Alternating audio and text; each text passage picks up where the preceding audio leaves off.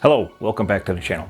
So today I'm going to show you how to put on an ND filter on the new Mavic Air 2S, which I just purchased, upgrading from my Spark. So at first I wasn't sure exactly how to do it, looked at it, figured it out, and now I'm going to show you. Hopefully you're going to gain some knowledge from this, and if you do, definitely give me a big thumbs up and potentially subscribe to the channel. So let's get into this. All right, so of course, let's take off the gimbal cover here. Check this out. So as you can see, by the way, I have the ND8 on here. That's basically the way I've been flying it the whole time since I installed it. It seems to work good for most of the day. But here we go. So if you look at this,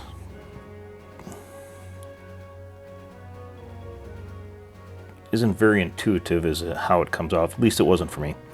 So I thought when you looked at the original ones, you just maybe popped it off, but what you need to do is counterclockwise, just as if you were loosening something. And it just, you can see the offset there. And then you have to kind of pop this off. And as you can see the tabs here, then the little tabs on this fit in perfectly, and then you just turn it counter or clockwise again to put it back on. And of course, all while trying to keep it clean. And of course, make sure you always hold your gimbal so that you're not twisting it around. So that's it. That's how you install a ND filter on the Mavic Air 2.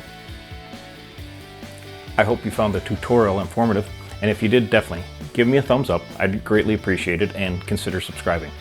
I'm a corporate pilot by day, and on the side I do photography, and I'm getting into aerial video, and it would be great if you guys could follow along on that adventure with me.